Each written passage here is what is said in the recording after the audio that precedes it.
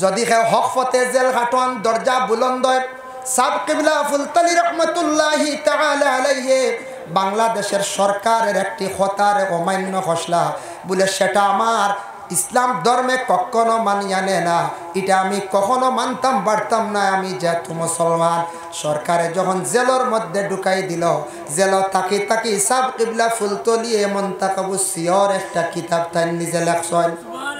Sub কিবলা ফুলতলি আল্লাহর ওয়ালি, বিখ্যাত ওয়ালি, উপমহাদেশের মধ্যে একজন চিহ্নিত ওয়ালি, যে ওলির বাড়িতে প্রতি বছর বাবা 15 জানুয়ারি বিরাট আকারে একটি সালে সব মহফিল আয়োজন হয়, যে সালে সব মহফিলের মধ্যে কয়েক লক্ষ মানুষের সমাগম হইয়া দাঁড়ে, যার জন্য আল্লাহর বন্দেগান কাটিছেন।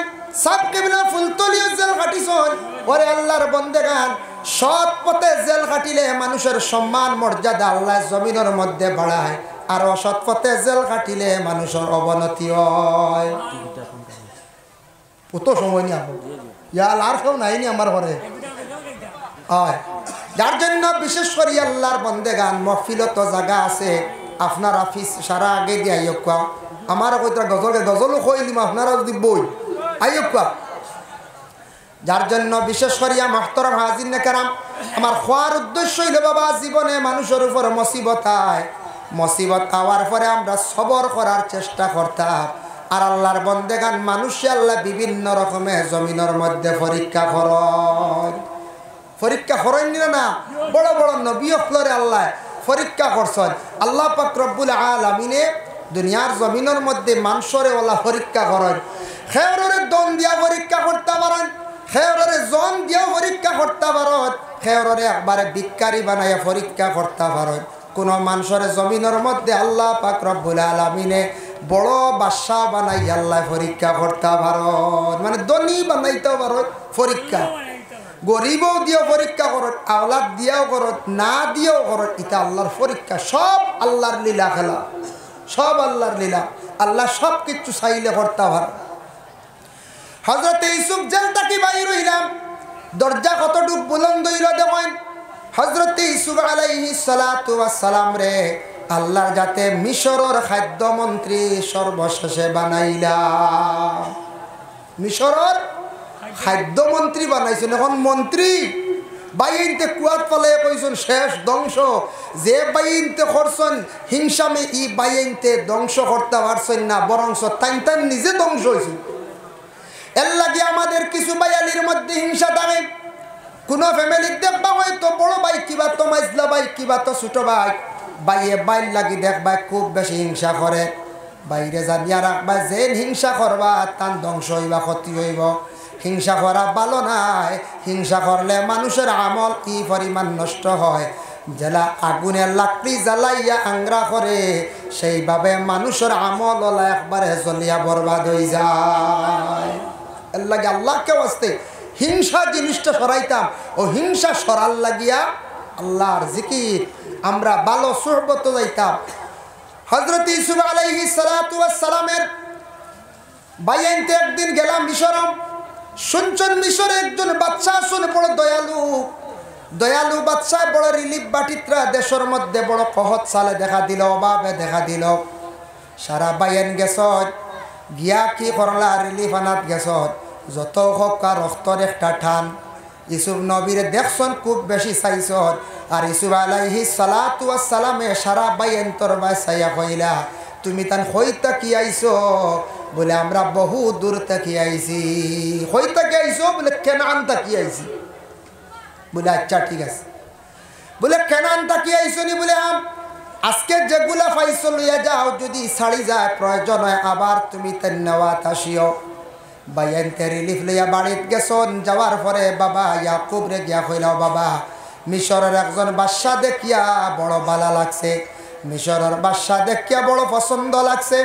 ও বাবা মিশরের বাদশা আমরারে অনেক কিছু মাল সামান দিছন, কিছু বাড়াইয়াও দিছন, আর কইছন ছাড়িলে আমরা বার যাইতাম। বলে মিশরের বাদশার নাম লইসলাইনি? বলে না, আমরা নাম জিজ্ঞাসা করছি না। বলে আবার যখন যাইবা বাদশার তুমি তার নাম লইয়াইও। খেয়াল করছো নিমা?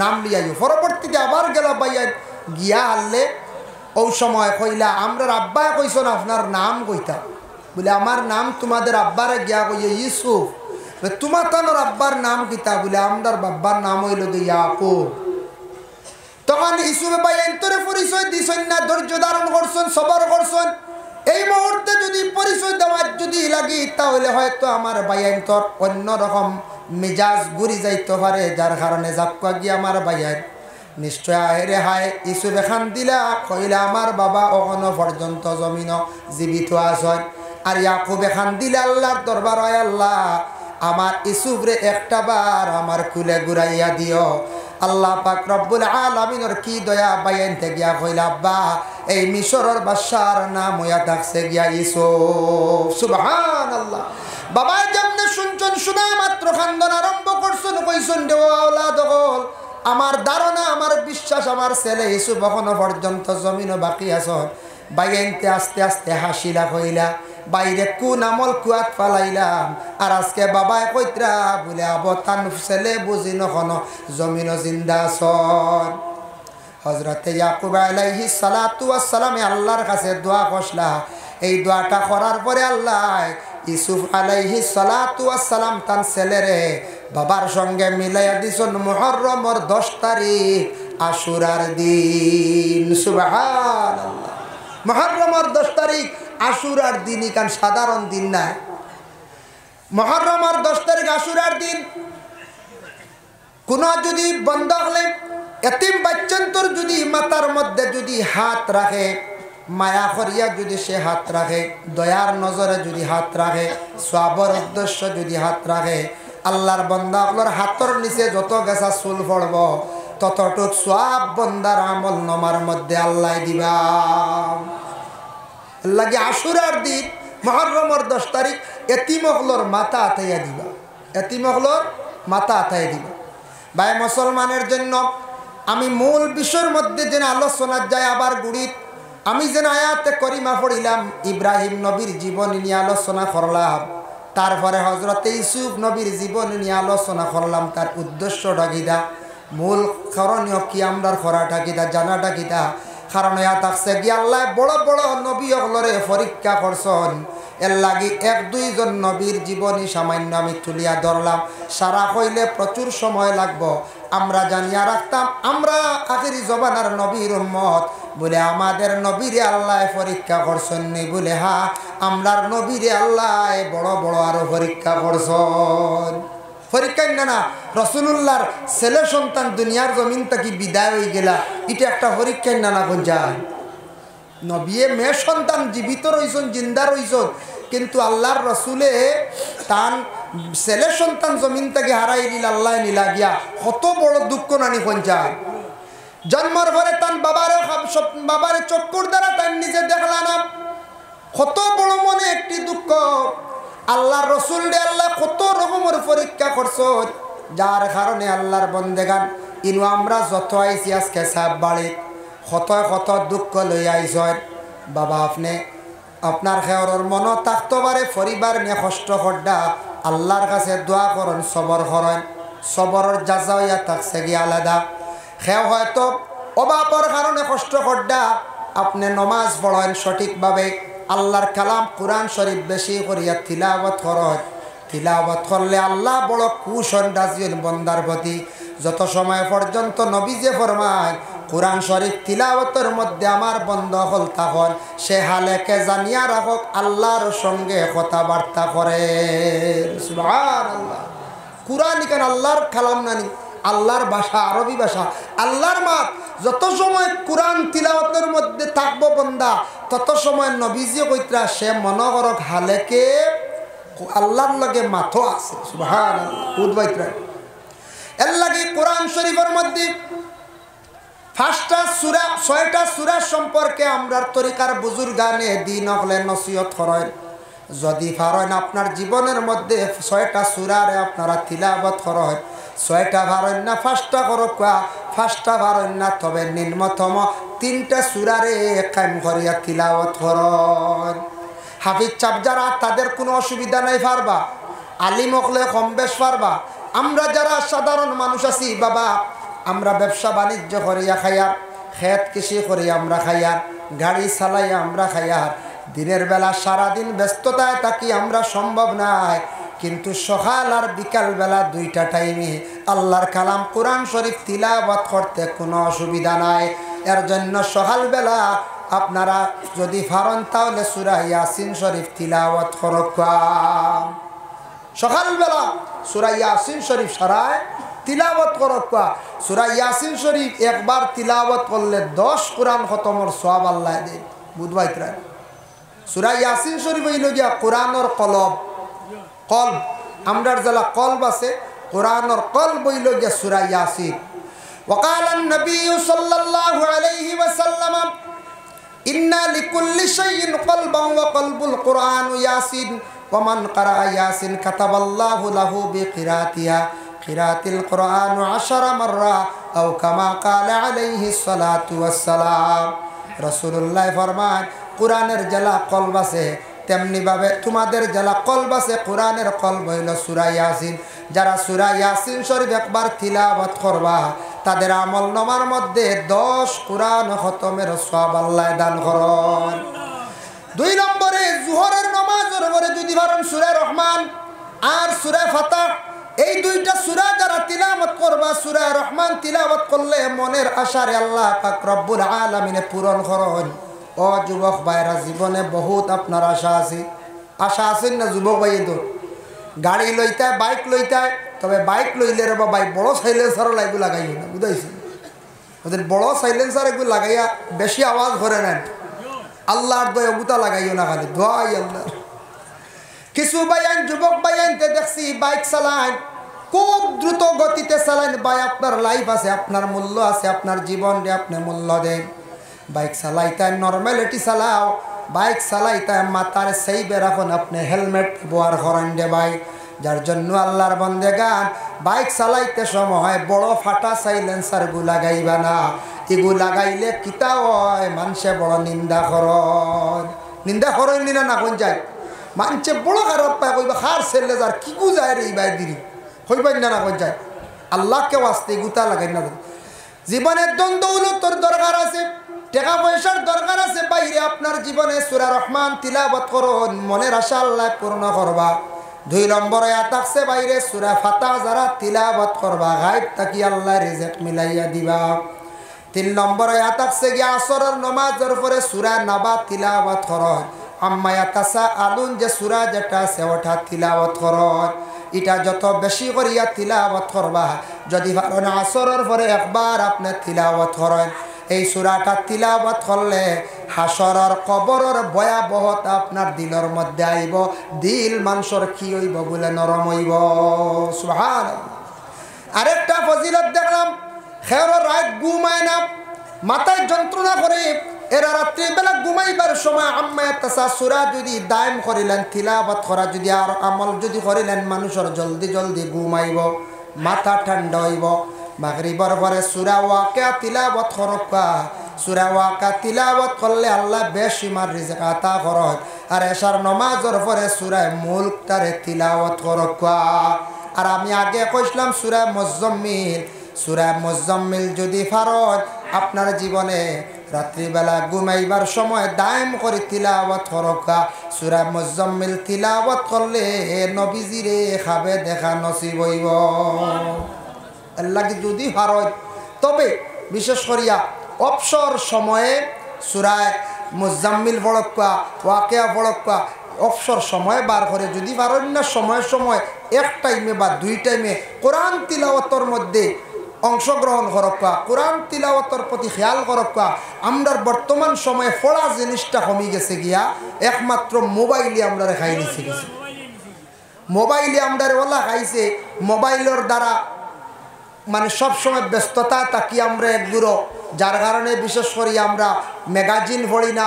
এখন পত্রিকাও বন্ধ হয়ে গেছে, পত্রিকাও আমরা পড়ি না, ওলি আল্লাহগুলোর জীবনী পড়ি না, সাহাবিয়ে কেরামগুলোর জীবনী আমরা পড়ি আর না।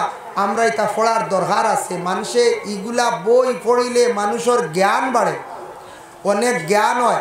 সাহাবায়ে কেরামগুলোর জীবনী পড়কা, এরপরে ওলি আল্লাহগুলোর জীবনী পড়কা, এরপরে আপনার বালা পণ্ডিত হলে বালা বালা এক একটা ব্যাপারে বই লেখছেন, গ্যালাক্সি ব্যাপারে বই লেখছেন, মহাকাশ ব্যাপারে বই লেখছেন, কথা পড়ার দরকার আছে। আমরা নলেজ বাড়িব, আমরা কী তৈব নলেজ বাড়িব। এর জন্য বিশেষ করিয়া আমরা পড়ার দরকার আছে। ভাইয়া একটা সময় যুবক ভাইয়েন আপনার জীবনে মোবাইলটার একটু সময় বন্ধ রাখিয়া কি করেন, দয়া করিয়া কোরআন তিলাওয়াতের দিকে অগ্রসর হয়। আমি গেলাম মক্কাত গিয়ে দেখলাম আপনাদের দোয়ায় আরব দেশে মক্কা নগরে কোরআন তিলাওয়াতের প্রতি এত বেশি মানুষ আগ্রহী। আরবের মানুষেরা তারা দেখলাম এশার নমাজের পরে সূরা মুলক তিলাওয়াত করে। মসজিদও বিভিন্ন সুন্দর সুন্দর থালিয়া আছে গোল্ডেন কালার, কোরআন শরীফ টান মারিয়া বাইর করে সূরা মুলক তিলাওয়াত করে। মাগরিবর পরে সূরা ওয়াকিয়া তিলাওয়াত করে। আমি নিজে দেখলাম আমার পাশে একটা আরবি মহিলা যেমনে দেখলাম জোহরের পর থাকি তিলাওয়াত আরম্ভ করলে হরমের ভিতরে দুতলায় একবারে সন্ধ্যা পর্যন্ত তিলাওয়াতের মধ্যে ছিল। সেই মহিলাটা একাধারে আমার ধারণা দেখলাম প্রায় 7 থেকে 8 পারা তিলাওয়াত করিলাইল। আমাদের দেশে মা বোনেরা কোরআন শরীফ তিলাওয়াত করতা, আল্লাহকে ওয়াস্তে যত বেশি তিলাওয়াত করবা আল্লাহ সম্মান মর্যাদা বাড়াইয়া দিব, আপনার পেটে আল্লাহ নেক সন্তান দান করব। কিন্তু আমাদের দেশে বর্তমান বেহাল অবস্থা বাবা। আমাদের দেশের মা বোনেরা কোরআন শরীফ ঘরের মধ্যে রাখিয়া পর্দারে এই পরিমাণ সরাইয়া রাত্রির বেলা গাড়ি রিজার্ভ করিয়া মেলার বাজারও মেলাত গেলে গুড়া শৈলেন। ইয়া আল্লাহ, এদিন এক মানুষে রিপোর্ট দিছে, কইছে বাপর বাড়ির থেকে পয়সা আইছে, আইয়া বাপে পয়সা দিয়া কইতরা দামান বাড়িত নাই বেঙ্গালুর, আমি তোরা পয়সা দিছি আমার হুড়ি ঘুরে বিয়াই একবার মেলাত লইয়া যাইব। বুঝাইছে বাপে পয়সা ফাটে দিছন ছোট বাচ্চা দিয়া কইতরা বিয়াই আমার হুড়ি ঘুরে একবার মেলাত লইয়া যাইব। বুধবাইতরাই খানো গিয়ে আমরা পৌঁছেছি ফুড়ি মেলাত নেওয়ার বুঝা যার আরে আল্লাহ মনে হয় আজমির ইজমির যাইতরা কিনা কি না মক্কাত লইয়া যাব। কি হালত, কি পর্যায়ে আমরা পৌঁছেছি। এর লাগে এটা আমরা শরম করা দরকার। আমরা লাগে আমরার মা বোন হল স্বামীর অসাক্ষাতে কোনো জায়গাত যাইতা না। আর ও যেন মেলা গানো যেন মেলাত যাকে শরিক হইতরা খালি গুণাগার হইতরা, খালি গুণাগার হইতরা। এক তো এটা আমরার লাগে বিলকুল নিষিদ্ধ। দ্বিতীয় নম্বর মহিলাগুলোর হায়া সরম উঠে এটার তাকি অন্য জাতিরা আমরারে নিন্দা করেন না। অন্য জাতিরা কর ইসলাম ধর্ম শান্তির ধর্ম, ইসলাম ধর্ম পবিত্র ধর্ম। ইসলাম ধর্মের নারীরা তারা বড় আদর্শবান, ইসলাম ধর্মের নারীরা বড় পবিত্র হালতে থাকে, পর্দার হালতে থাকে।